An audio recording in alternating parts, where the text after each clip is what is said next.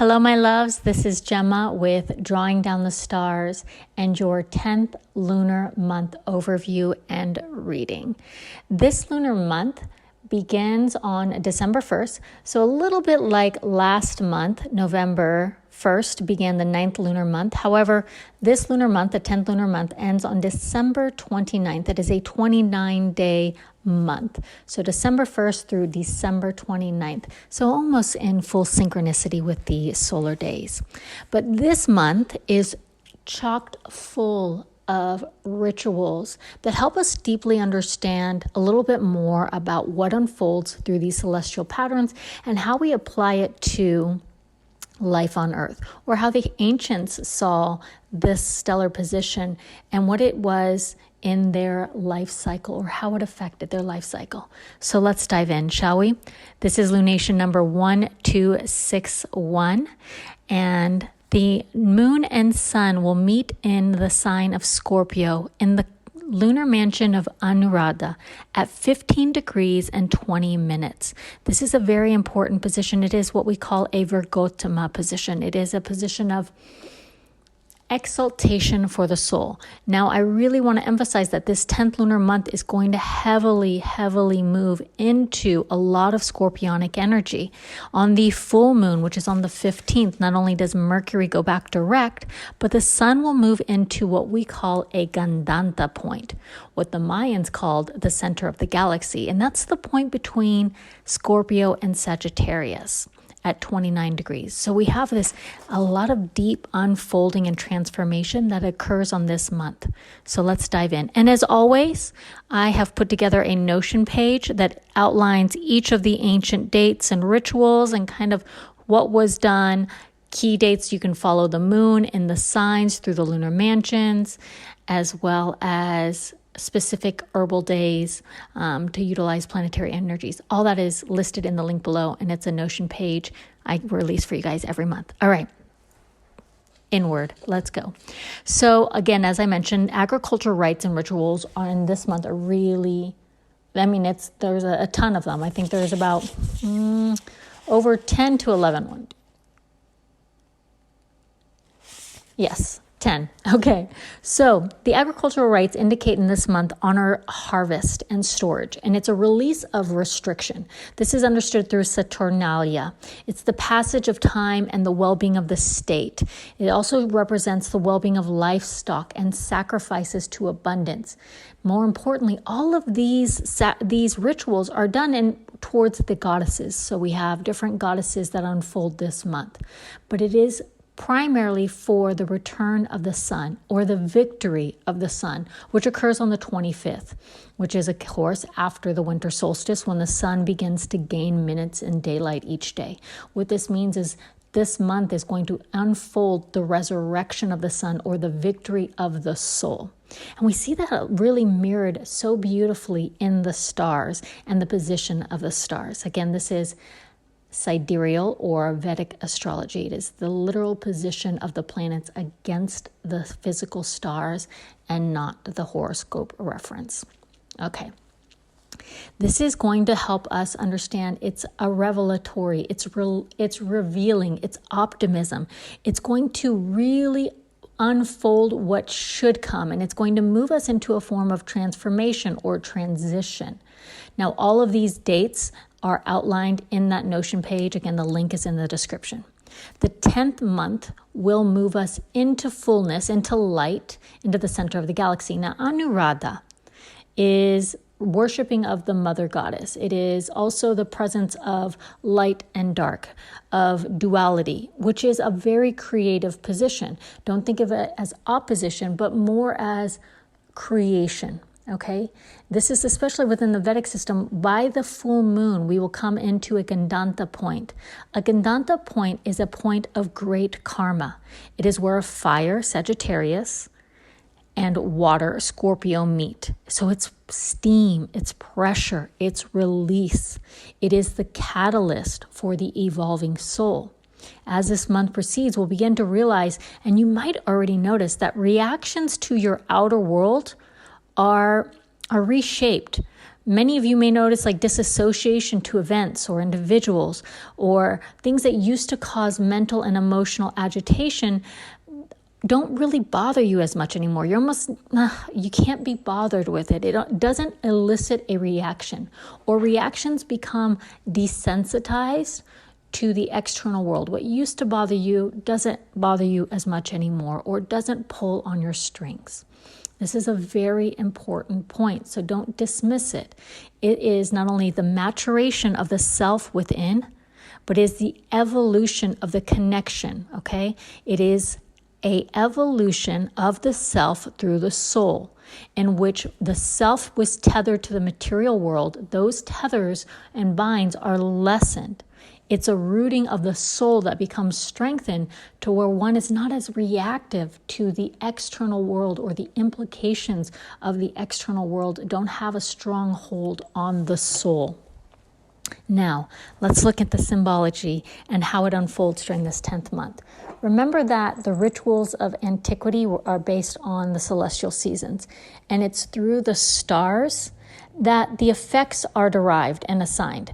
So with that in mind, abundance is on the precipice. Victory of the sun or the soul is guaranteed. Remember that. So as things are transitioning, we're not in the depth of the winter, but we're actually moving closer to more light of the soul. We are coming out of the winter solstice becoming behind us. So this lunar month will unfold with scorpionic influences, which known in the scorpion and the stars, when you look at the stars, it looks like a spine. And this is where they derive some of that symbolism of the Scorpio, but also it holds great power, great spiritual power, great mystic power, and it's a connection to Kundalini. It is divine potential within, and that potential that rises when the conditions or the environment is right. Let me re-emphasize that. Divine potential within, and the potential that arises when the conditions or environment is right or suitable. Herein lives the transformation that will unfold during this month. We will embark on this during this month, in which the reactions or the material tethers, the karmic ties, are lessened within each evolution, or by the means of transforming one's resonance. How you are held in this external world, what you hold in this external world will change. The tethers are no longer as strong. It is a transforming of the self and the soul, and how that soul self reacts to the external world. The optimism here is that within this new revelation, within this new strengthening of one's self, there is a potency that begins to unfold. Not only that potency, but potentiality. From there, there's new creation, new abundance that begins to emerge. Here we have some of the symbolism coming through. This month will unveil the karmic connections of one's subjective reality within objective covering. It will unveil what lies beneath and why we participate, react, or see the world the way that we do. It's the dance of the scorpions. So when scorpions mate, when the male rubs his tail against the female scorpion, and I want you to remember that scorpions live underground, right? So when they mate, though, after copulation, the female kills the male. If he is lucky, he escapes. But I want you to think of this symbolism of death. From death comes new creation. This is this breaking away, or this death of the sheath, death of the tethering. It is a death of an old mechanism that enables new abundance, new fertility, new fruition to come forward. It is the welfare, right? As we see this also in the mirroring of the rituals. A lot of these rituals are set for the abundance or the welfare of the state, the welfare of the greater whole of the environment. This enables not only for us to survive, but it's also, I want you to think about what I had just explained. The dance of the scorpions is like the dance of the external. How we dance, how we maneuver, how we see, what we unveil within ourselves is how we're going to react to our external world. This unveiling, the shifting of subjective reality based off of objective coverings. That means based off of the cultural implications, based off of how we used to dance. How we react is going to shift. This allows a resurrection of vital energy. So again, we have this connection to Kundalini, not only through the spine and the divine potency of spiritual power, but here we have this resurrection of vital energy, this rising of the sun, this awakening of the soul self. It's the point between light and dark. And Anuradha really does represent a lot of this in this devotion, this sacrifice, laying to rest, bringing to light. It's a resurrection of spiritual potency within each individual. And for many of you that are really strongly tied to these stars, be it in your own birth placement or whatnot, you will notice spiritually it's a point of a potency. Scorpio is where a lot of mystic power or psychic occurrences occur. And this is because of that spiritual potency, that what lies within, right? That connection between subjective, objective, what is beyond this world. It's experienced again, as sometimes for many of you during this month, you might experience an increase in mystic experiences, psychic occurrences, correlations, things that will help your liberation. Let me emphasize that. They will be revelations into interactions that help serve your revelations. Okay? Now, the prime objective of this position is to churn the recesses within. And what that does is it connects the individuated with the immortal within. So in this 10th month, we start to know this as the infallible sun, right? The set to rise, the growing of light, and the strength of reawakening. This is the immortal within, that impermanence, that infinite that lives within you, the imperishable. That will become greater. The connection to that is what is seeking to be revealed. It is a creative potency, that in and of itself. The ability to recreate is part of the infallible. Now, on the 25th, the moon moves into Chitra, the lunar mansion Chitra. And this is a re-architecting, like architecture, redesigning, a rebuilding of self-reliance.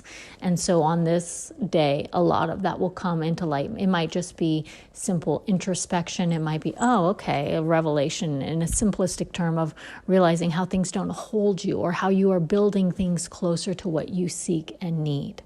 The key factors within this month are going to be self-control, or control over your nature, your animal nature, control over the reactive nature. For some, this is going to create a bit of turmoil. And don't get worried. We always are experiencing some sense of churning and shakeup. But for others, it's a breaking away, a breakup, or just changes in relations, foundations, and duties or classifications, changes in responsibilities, loyalties change. This will also help awaken greater power within yourself. And for some of you, you might realize the truth in that you've given your loyalty to circumstances or individuals or even belief systems that didn't quite deserve your devotion. And so that begins to change. That also is a form of revelation, right? It's a understanding and an unveiling so you can reclaim greater strength within you. This month is going to offer liberation. So the individual moves closer to inner fulfillment and the fulfillment of their destiny. Liberation comes in many forms. It can be liberating from reactions. It can be liberation from stressors. It can be liberation from false loyalties. It can be liberation in duties. It is a liberation of any type of restriction that holds back the soul or the self from its fulfillment. It's going to release these sheaths that impede your freedom and spiritual power. That is the foremost theme of this month. And this in and of itself it's a type of death, right? Okay, lastly, recommendations. Don't be too altruistic. I know that sounds bad, but it is what it is. I'm not saying don't be rude or be rude. Don't be rude, but don't be self-sacrificing. The key in this spiritual energy, remember, the scorpion is vicious. And many of you will need to sting. You'll need to defend yourself, and you'll need to fight for yourself. A monk or a siddhi doesn't give himself to every seeker, nor does a wise person give their ear to every mouth. Be wise. Honor your attention, your energy, and redirect your awareness towards that inner goal. What you give your attention to will alter the nature of your environment. Choose wisely. Remember, there is a shift in environment and the sheaths of your reactions. This too is very important. Okay? All right, my loves, that's it for the 10th month. And again, as always, the books that you need to support your evolution are on Infinitely Unbound Press. I will include that link below. The Notion page is for you to start to tune into the stars and draw heaven unto earth, be it through herbs, rituals, or even a greater understanding. And on my newsletter, I release daily updates on the moon unfolding these energies consciously through the month. So if you would love to receive that into your inbox, we would love for you to join. Just sign up for the newsletter. Ciao a tutti.